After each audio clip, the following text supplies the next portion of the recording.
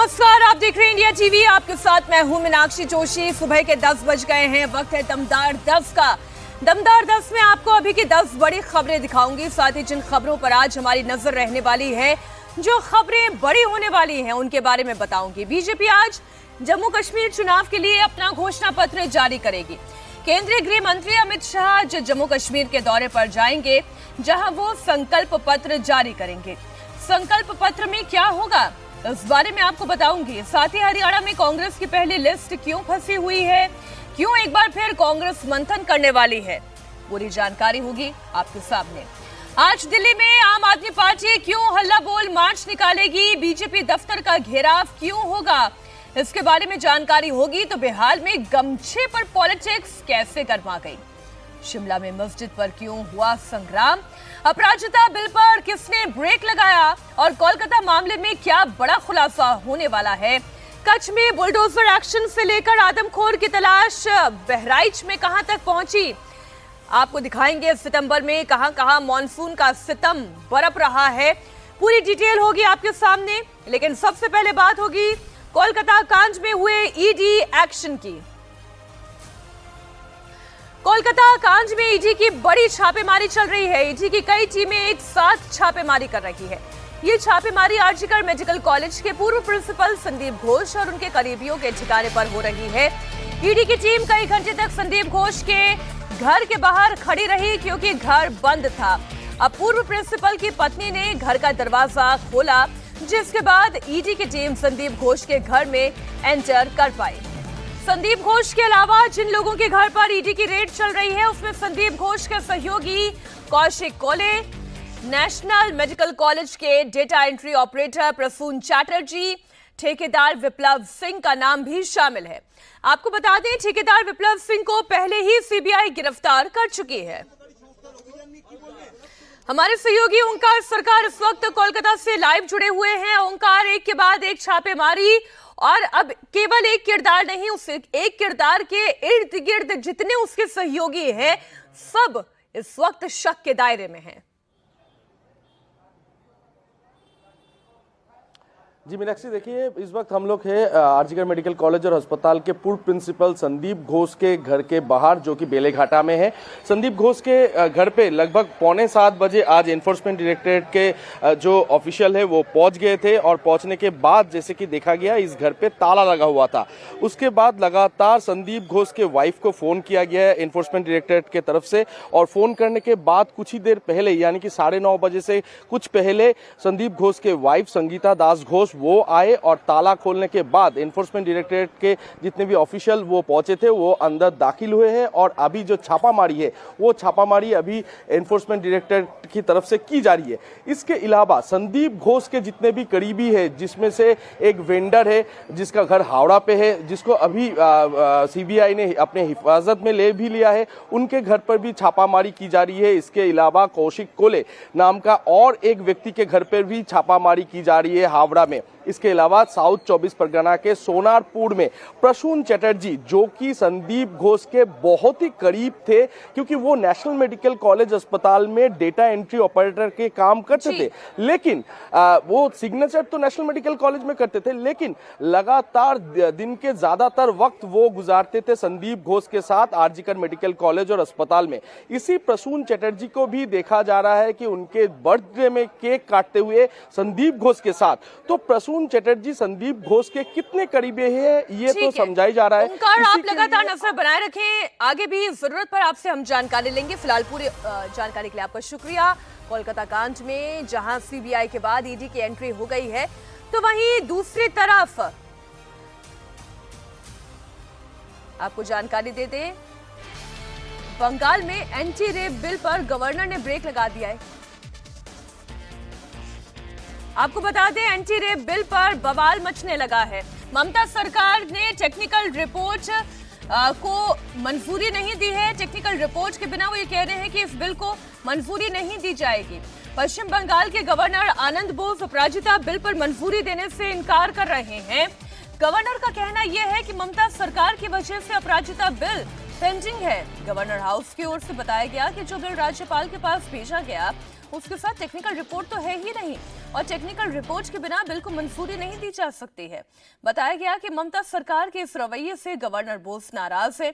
महिलाओं की सुरक्षा से जुड़े हुए इस महत्वपूर्ण बिल पर ममता सरकार ने कोई होमवर्क नहीं किया है।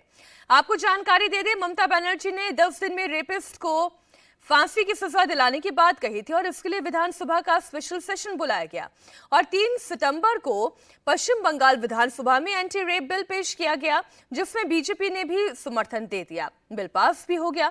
बिल में प्रावधान है कि पुलिस को रेप केस की 21 दिन में जांच पूरी करनी होगी। इसके लिए भारतीय न्याय संहिता में भी बदलाव किया गया है। इस बिल को राज्यपाल के बाद राष्ट्रपति को भेजना जरूरी है, लेकिन अभी तो राज्यपाल के डोर पर ही यह बिल अटक गया है क्योंकि इसके साथ टेक्निकल बिल तो है ही नहीं और इसी वजह से अपराजिता बिल पेंडिंग है। इस बीच कोलकाता कांड को लेकर एक और बड़ा खुलासा हुआ। यह खुलासा डीएनए रिपोर्ट के आधार पर हुआ है। लेडी डॉक्टर की रेप और मर्डर में सिर्फ संजय रॉय ही शामिल था। संजय रॉय के वारदात में और कोई शामिल नहीं था। पीड़िता के डीएनए और आरोपी का डीएनए मैच हो गया है। विस्तृत रिपोर्ट बनने में अभी कुछ और समय लगेगा। तो कोलकाता रेप मर्डर केस में यह बड़ा खुलासा हुआ है। संजय रॉय ही इस मामले में शामिल था। पीड़िता और संजय रॉय का डीएनए मैच हो गया है। अब बात हिमाचल की राजधानी शिमला की, जहां संजौली की मस्जिद को लेकर मामला भी शांत नहीं हुआ है। ये एक और मस्जिद को लेकर अब बवाल मच गया है।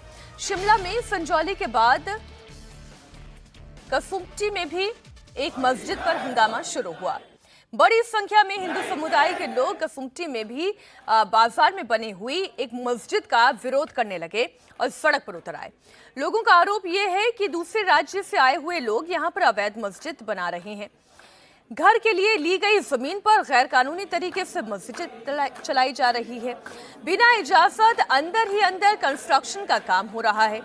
इससे पहले शिमला के ही संजौली इलाके में बनी मस्जिद के अवैध निर्माण को लेकर लोगों ने बहुत विरोध प्रदर्शन किया था। कल दोपहर में हिंदू संगठन के सैकड़ों लोग संजौली में इकट्ठा हुए और अवैध निर्माण के खिलाफ प्रोटेस्ट मार्च किया। शाम होते होते संजौली से शुरू हुआ अवैध मस्जिद विवाद पूरे शहर में फैल गया। कुसुम्पटी में भी अवैध तरीके से मस्जिद चलाने का मामला सामने आया। हिंदू आरोप लगा रहे हैं कि हर शुक्रवार को यहां पर नमाज पढ़ने के लिए लोग आते हैं, जबकि यहां मस्जिद है ही नहीं। पुलिस ने मस्जिद से जुड़े हुए कागजात की छानबीन के लिए 2 दिन का वक्त मांगा है। उधर शिमला के संजौली में बने हुए मस्जिद को लेकर बवाल तेज हुआ। हिंदू संगठनों की तरफ से अवैध मस्जिद के खिलाफ विरोध प्रदर्शन जारी है। हिंदू संगठन ने राज्य की सुखद सरकार को एक्शन के लिए 2 दिन का अल्टीमेटम दिया। कहा है कि अगर सरकार एक्शन नहीं लेती है तो हिंदू संगठन अपने हिसाब से फैसला लेंगे। हिंदू संगठनों ने यह भी मांग की है कि हिमाचल में बाहरी राज्यों से आ रहे लोगों का प्रभावी ढंग से वेरिफिकेशन किया जाए। मस्जिद में हुए अवैध निर्माण को लेकर कल म्युनिसिपल कमिश्नर के यहां सुनवाई होनी है। मस्जिद में अवैध निर्माण को लेकर साल 2010 में से लेकर अब तक यानी कि साल 2024 तक 44 बार सुनवाई हो चुकी है, लेकिन फैसला नहीं आया।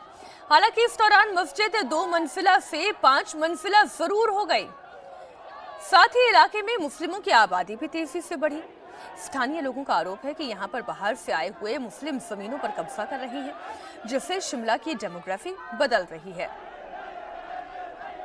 5 दिनों से प्रदर्शन कर रहे लोगों का कहना है कि वो प्रशासन से कई बार अवैध मस्जिद की शिकायत कर चुके हैं, लेकिन कोई एक्शन नहीं लिया गया। लोगों का आरोप है कि ये मामला किसी धार्मिक स्थल का नहीं बल्कि वैध और अवैध निर्माण का है। 2010 में मस्जिद में निर्माण शुरू हुआ, तब यहाँ पर दुकान हुआ करती थी। कई बार नोटिस दिए गए, लेकिन मस्जिद का निर्माण 6750 स्क्वायर फुट तक पहुंच गया। ये जमीन हिमाचल सरकार की है। हालांकि मस्जिद के इमाम का दावा है कि मस्जिद 1947 से पहले की है और वक्फ बोर्ड की मिल्कियत है।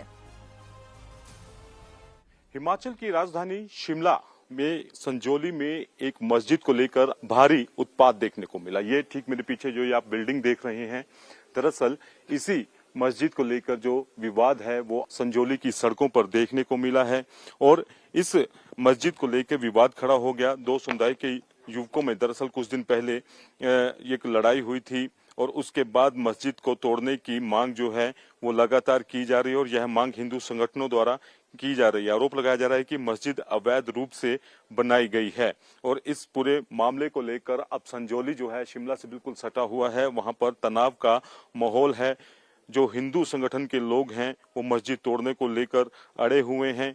कांग्रेस के मंत्री ने भी मस्जिद को तोड़ने की मांग सत्र के दौरान मानसून सत्र में उठाई थी, जिसमें शिमला नगर निगम के कांग्रेस के 3 पार्षद भी शामिल हुए और मस्जिद के बाहर धरना प्रदर्शन भी उस समय किया गया था और मस्जिद में हुए निर्माण को गिराने की मांग उठाई थी। यूपी के सहारनपुर यहाँ पर जो लोग हैं उनकी दुकानें भी यहाँ पर बंद करवा दी गई थी और विधानसभा में जब ये मामला उठा था तो कांग्रेस के ही मंत्री ने इस मस्जिद को तोड़ने की जो आवाज थी वो उस समय उठाई थी। पंचायत राज मंत्री है अनिरुद्ध सिंह, उनका कहना था कि किसी धार्मिक स्थल का मामला नहीं है, यह वैध और अवैध निर्माण का मामला है और 2010 में इसका निर्माण शुरू हुआ। यहाँ पहले दुकानें हुआ करती थी।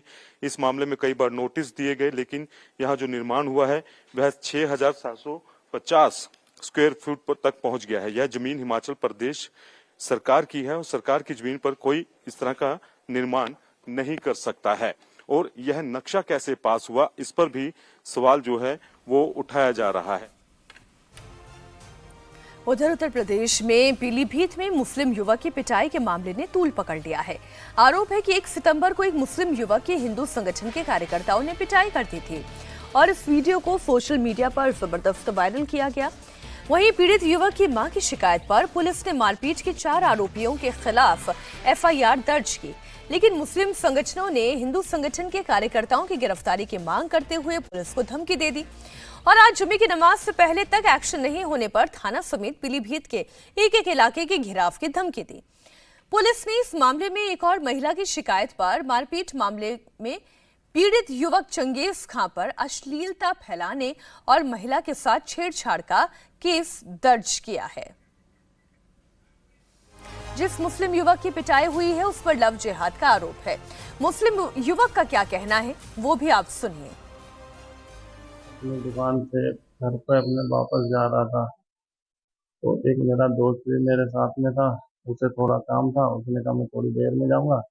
तो मैं चौराहे पे होटल अनिल चौहान हर्षिव नाम से है बंदा चौराहे पे, मैं वहाँ बैठा कोल्ड ड्रिंक पी रहा था। इतने में एक लड़का है अनमोल, मतलब जान पहचान के, उसने कहा कहाँ हो? मैंने कहा मैं चौराहे पे बैठा हूँ।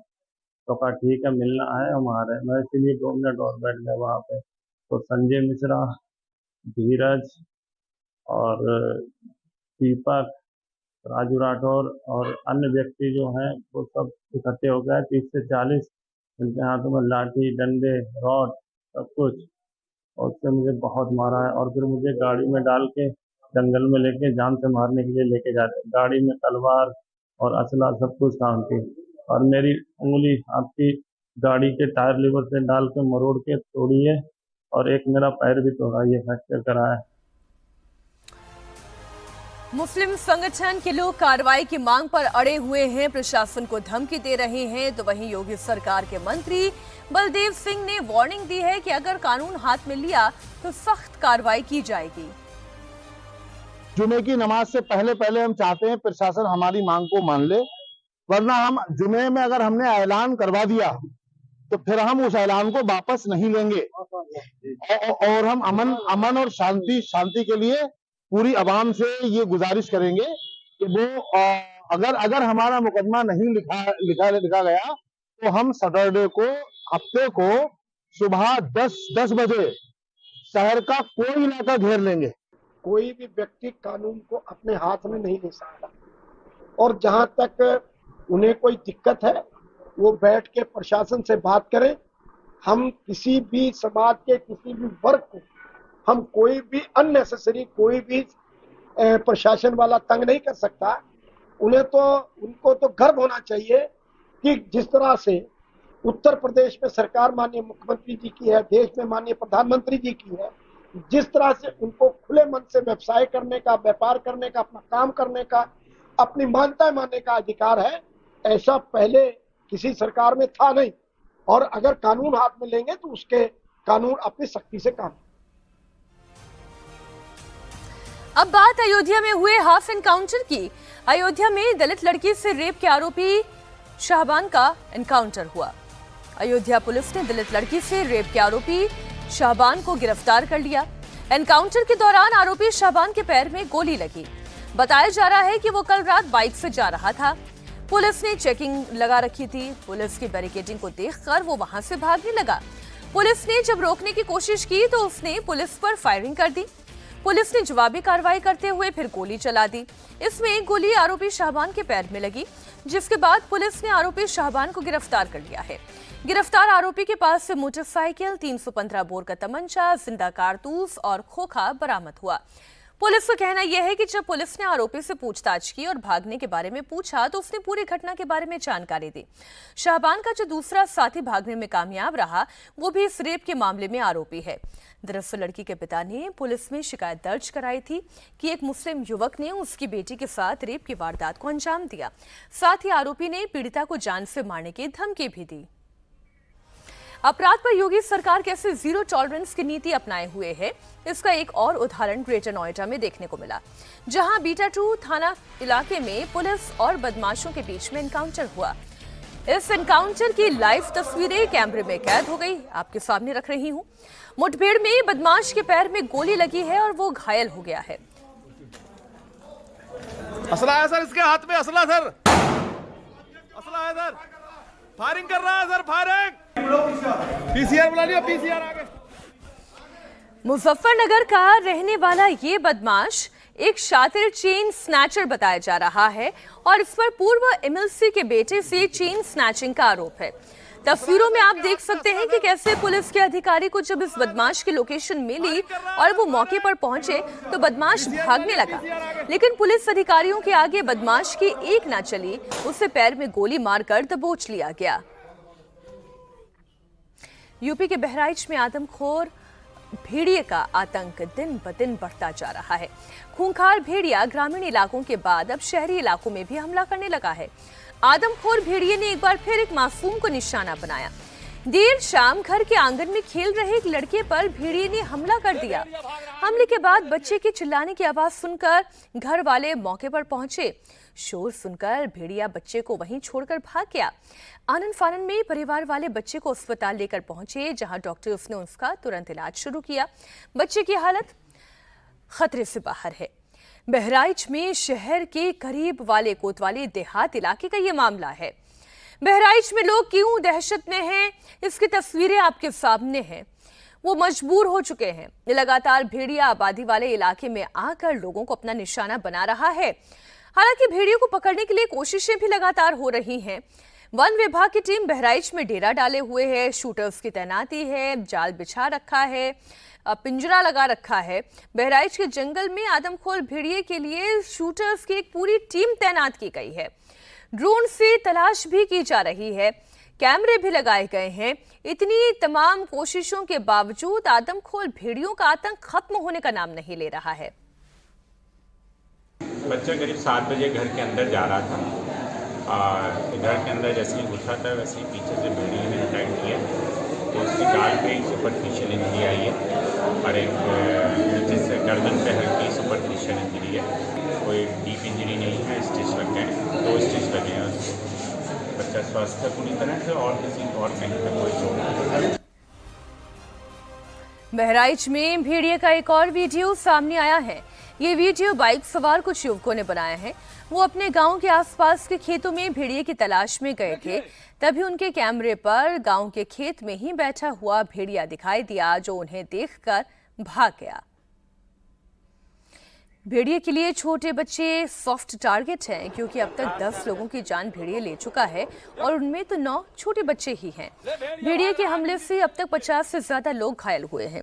पिछले 72 घंटे की अगर बात करें तो इसमें एक बच्चे की मौत हो गई है, जबकि भेड़िए के हमले से 11 लोग इंजर्ड हैं।